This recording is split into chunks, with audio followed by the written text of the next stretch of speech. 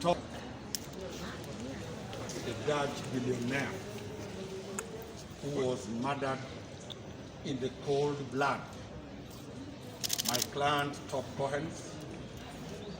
The matter has never been concluded today.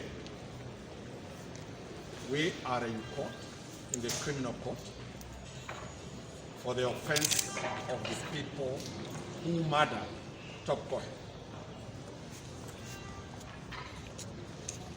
Among the people, one of the prominent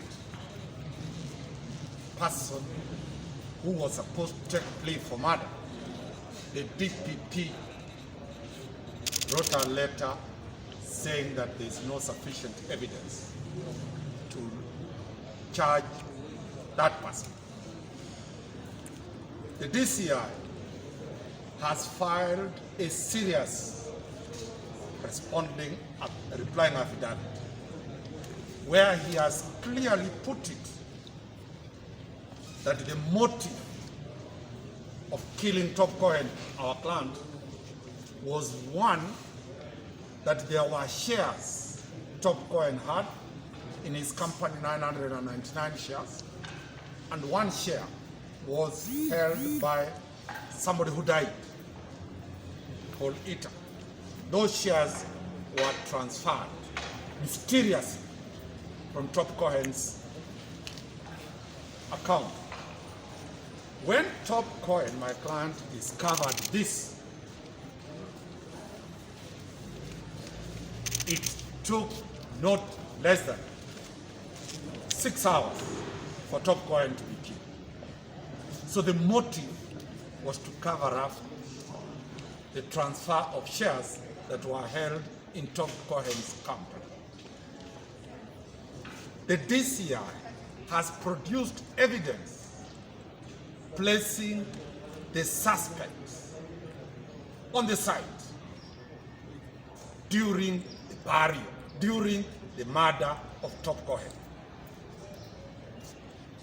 The DCI has provided communication between the suspect and other people who have not been charged.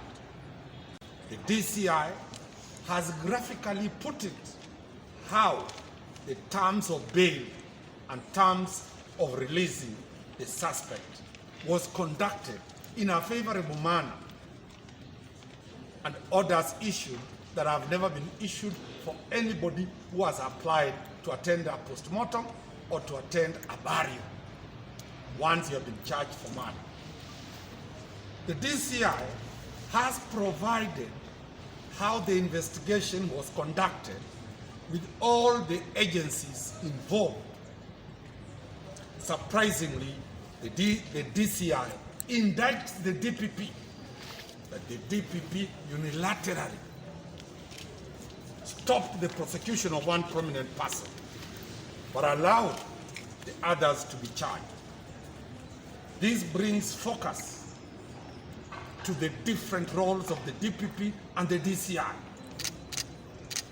As a family, as the lawyers represent the family of Top Cohen, this now confirms the fears that we had, that within government circles, there were people trying to cover up the brutal murder of Top Cohen. The DCI has put it graphically to the whole world to know. The DCI is asking for the DPP to appear in court to be cross-examined on the basis of his decision not to charge all the parties that were involved in the murder of Top Cohen.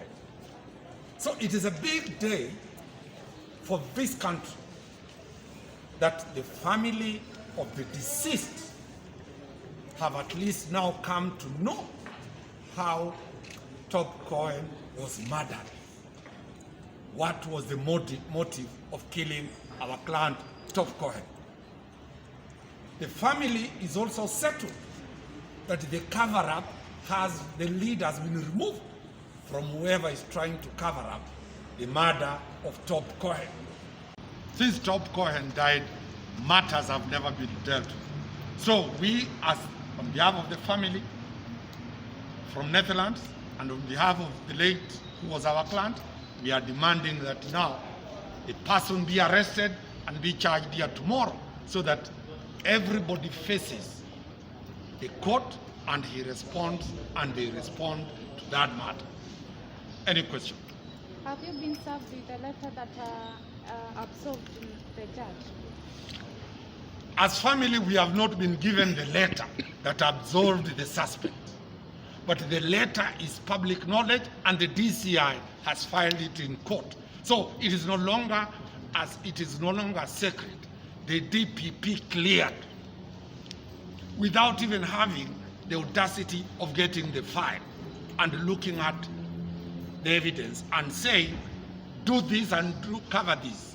So the DPP's acts are contrary to Article 10 of the Constitution. There is no transparency, there is no accountability, and as family, we will be contemplating whether with this we can move our petition for removal of the DPP from office if this is how he is conducting prosecution in this country. I'll be taking instructions at 2 from my clients with this, with a view of filing a petition for removal of the DPP. In this matter, you are referring to the issue of Justice Sangale Nakanda? Yes.